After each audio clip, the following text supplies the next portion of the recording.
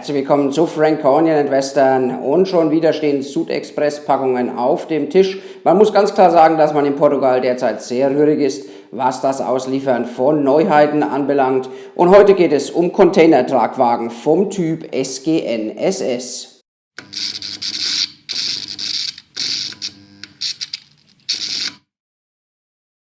Die Wagen kommen in den bekannten SUDExpress-Verpackungen. Es gibt verschiedene Varianten. Hier die mit 40 Fuß Container. Dann eine Variante mit zwei 20 Fuß Tankcontainern. Eine Version mit Holzladegestellen, die es mittlerweile auch als Einzelteile bei SUDExpress käuflich zu erwerben gibt. Und zu guter Letzt sieht man vom unbeladenen Wagen ab, diese Version hier mit 20 Fuß Open-Top-Containern.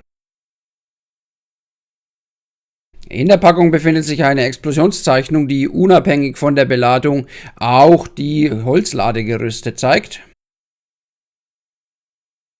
Eine Tüte mit Zurüstteilen. Und natürlich der Wagen mit eventueller Beladung selbst. Die Open-Top-Container sind dabei nochmal zusätzlich in Papier eingepackt, bei den anderen Containern ist das nicht der Fall. Dieser Containertyp war so bislang im Modell noch nicht zu haben und somit war der Wagen natürlich ein absoluter Pflichtkauf für mich.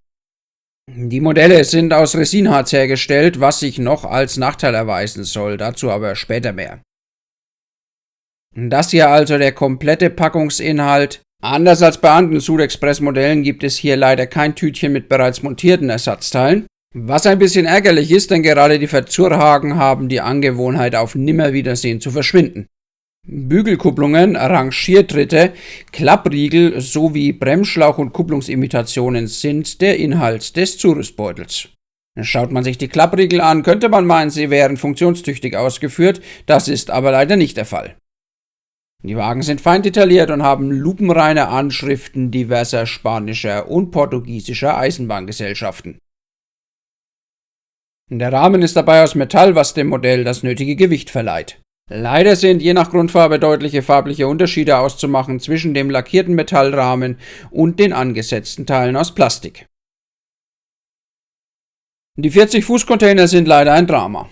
Das Basismodell hat der Chinese wohl auf Grundlage eines Walters-Containers nachgegossen. Man sieht in der nachgegossenen Bodenplatte sogar noch das herausgekratzte Walters-Logo. Die Drucke auf den hochglänzend lackierten Containern sind grauenhaft.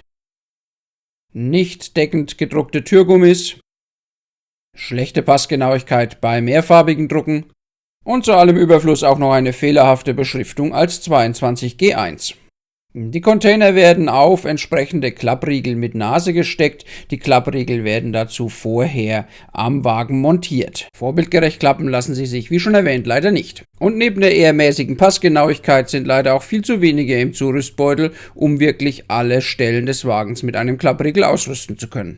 Ein Novum in der Modellwelt sind die Container vom Typ 2CB2.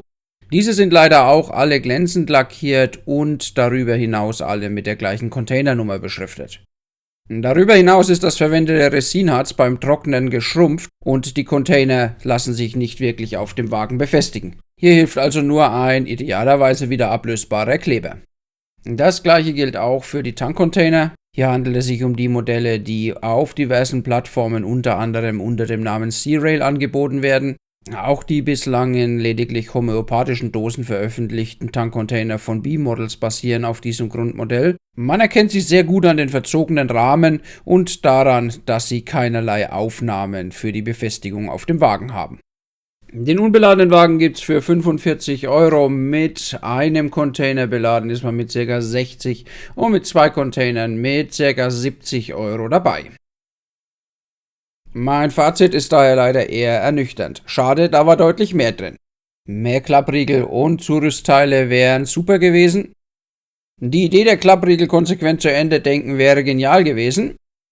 Und qualitativ vernünftige Container wären bei diesem Preis das Mindeste gewesen. Aber man sieht auch den deutlichen Sprung, den die Entwicklung mittlerweile gemacht hat, denn die hier vorgestellten Modelle sind schon einige Jahre in Planung gewesen. Vielleicht erfreut uns SUDExpress ja mit einer zweiten Auflage dieser Wagen und stellt den ein oder anderen hier geäußerten Kritikpunkt ab.